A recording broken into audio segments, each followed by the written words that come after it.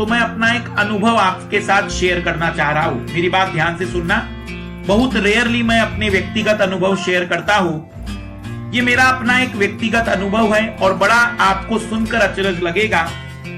मैं 2005 से लेकर 2009 तक केमिस्ट्री का शिक्षक रहा हूं। केमिस्ट्री का मतलब मेडिकल और इंजीनियरिंग की कॉम्पिटिटिव तैयारी करने वाली जो कोचिंग संस्थान होती थी, उन प्रतिस्पर्धी परीक्षाओं की तैयारी करने वाली कोचिंग संस्थानों में मैं पढ़ाता था केमिस्ट्री, और बॉटनी भी मुझे काफी पसंद था, तो मैं इन दो विषयों को पढ़ाता था। और उस समय भी लगभग मान के चलिएगा कि 2005 से लेकर 2009 की ये मेरी बातचीत है। ध्यान से सुनिएगा, बहुत रेयरली मैं शेयर करता हूं अपने सारे एक्सपीरियंस।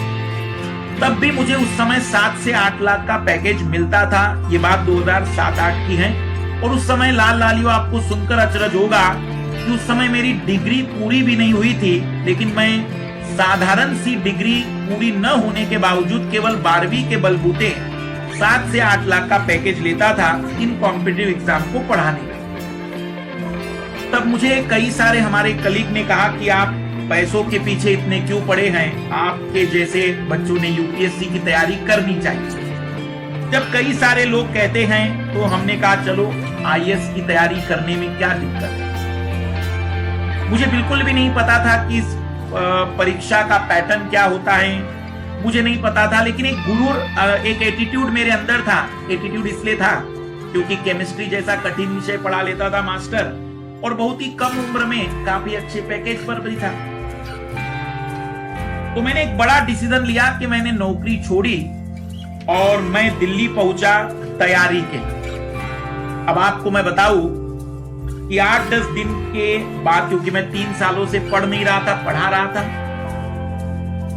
तो जब मैं कक्षा में बैठता था, मतलब जब मैं वहां पर क्लासेस का डेमो देखने जाता था, तो अंदर से एक एटीट्यूड होता था कि मैं केमिस्ट्री का जानकार हूं। होता है ना, जैसे एक उम्र में, उस समय उम्र कुछ ज्यादा नहीं, 22-23 साल की उम्र, तो उस समय एक अलग ही एटीट्यूड होता था। अब क्या हुआ कि 15-20 दिनों के अंतर्गत मुझे ये स्पष्ट हो गया कि मुझसे या फिर ये जो यूपीएससी का एग्जाम है ये सब बकवास है। अपनी केमिस्ट्री की दुनिया काफी अच्छी है। 15 दिन के अंतर्गत मैंने हिम्मत हार दी थी और मैं सोच रहा था कि अपनी वापस तैयारी, क्योंकि जिन लोगों को पैसों का चस्का लग जाता है, फिर वो एक बार पैसा प्राप्त करने के बाद जल्दी पैसों का मोह छोड़ नहीं पाते। अब हुआ ऐसा कि 15 दिन के बाद जब मैं जाने लगा तो एक सीनियर से हमारी मुलाकात हुई, परिचय के थे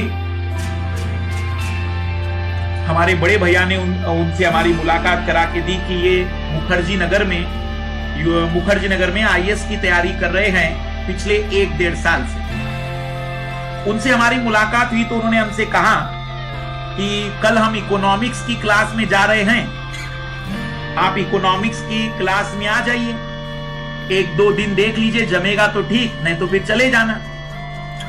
तो यकीन मानिए कि अब मैं इकोनॉमिक्स की क्लास में बैठा।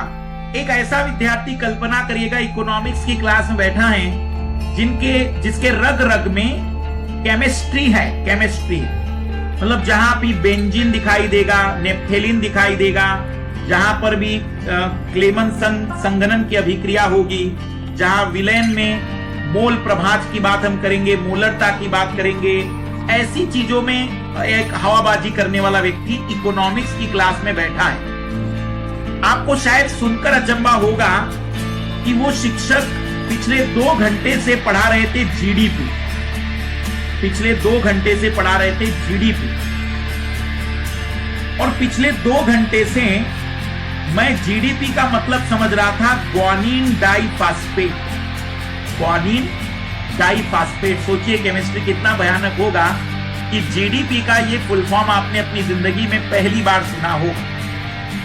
ग्वानिन डाइफॉस्फेट, मैं कहूं कि ग्वानिन डाइफॉस्फेट के बारे में इतना ज्ञान तो मेरे पास भी हो जाता, पर ये जो शिक्षक बता रहा है ये कुछ अलग ही है। मैं कई बार कंफ्यूज भी हुआ कि शायद ये ग्वानिन डाइफॉस्फेट, क्योंकि यकीन मानिए मुझे नहीं पता कि ये जीडीपी इतना भी भयानक या महत्वपूर्ण होता होगा।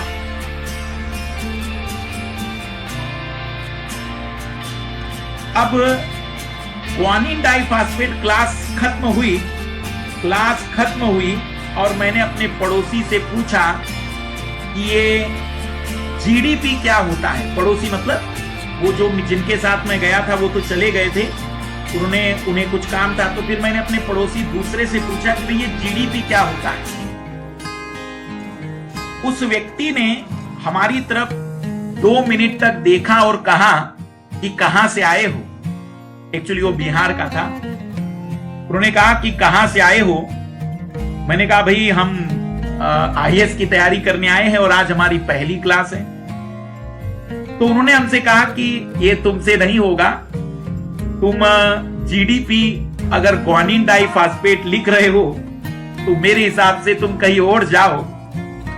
तो काफी कुछ भला बुरा उन्होंने कहा और थोड़ा सा क्या है कि दिल पर लगा, क्योंकि एक एरोगेंट व्यक्ति था। मैं मानता हूं अपने आप को, थोड़ा बहुत एटीट्यूड भी था, क्योंकि केमिस्ट्री के शिक्षकों को एटीट्यूड होता है, जन्मजात ही होता है उनके दिमाग में कि मैं केमिस्ट्री पढ़ाता हूं। अब वो चीज इतनी बुरी लगी कि मैंने कहा कि अब तो मैं इस विषय को पढ़कर ही जाऊंगा, भले ही आईएएस हो या ना हो। मैं दुकान पर गया और मैंने क्लास 9, 10, 11, 12, क्योंकि शिक्षक ने कहा था कि इस इकोनॉमिक्स की किताबों को पढ़िए, अच्छी होगी। 9, 10, 11, 12 की किताबें मैंने इकोनॉमिक्स की पढ़ी। यकीन मानिए इतना सरल नहीं था। पढ़ने बैठता था तो पढ़ने का मन नहीं लगता था, लेकिन मैंने इसके लिए एक युद्ध सा किया अपने मन के साथ, और मैंने अपने आप को कुर्सी पर भी रोक कर रखा कि जब तक मेरे पढ़ने का मन नहीं लगेगा मैं कुर्सी से नहीं उठूंगा। और इस तरीके से मेरे आईएएस की तैयारी का पहला कदम मैंने रखा। तो मैं आप लोगों को ये बता क्यों रहा हूं? मैं ये आपको इसलिए बता रहा हूं क्योंकि मैं आपको बताना चाह रहा हूं कि तैयारी की शुरुआत जो भी करता है वो 0 से ही करता है। पर आप लोगों को एक बात मैं बताना चाहूंगा जिसे सुनकर आपको एक अलग आनंद की अनुभूति होगी। जब मैंने अपना पहला प्रयास दिया 2010 में और मैंने अपना पहला इंटरव्यू तक दिया, तो 2011 में ही मैंने अपनी आईएएस की कोचिंग क्लास खोल दी थी, क्योंकि मेरे पास एक्सपीरियंस था। और यकीन मानिए कि 4 महीने के अंतर्गत मुखर्जी नगर में हमारा नाम इतना हो गया था कि चौथे महीने में वही विद्यार्थी जिसने हमसे कभी कहा था कि तुमसे नहीं होगा, वो हमारा विद्यार्थी बनकर आया था। वो हमें पहचान नहीं पाया, क्योंकि जब हम तैयारी कर रहे थे तब बाल छोटे थे, लेकिन जब हमने पढ़ाना शुरू किया तब बाल बड़े हो गए थे। तो हमें आइडेंटिफाई नहीं कर पाया, क्योंकि एक क्लास के बाद उसकी कभी हमसे मुलाकात नहीं हुई, लेकिन हमारे दिमाग में वो था। यकीन मानिए कि उसने जब क्लासेस हमारी ली, मैथ्स और रीजनिंग की सीसेट का पेपर हम पढ़ाते थे उस समय, उन्होंने जाते हुए कहा कि मैंने कई शिक्षकों की यहां पर क्लास ली, लेकिन मैंने आपके जैसी क्लासेस अभी तक महसूस नहीं की, जो एक जीवंत क्लास कक्षा के अंदर फील होती है। वो अनुभव मुझे अपनी जिंदगी में पहली बार आया और मेरे लिए वही सबसे बड़ा अचीवमेंट था।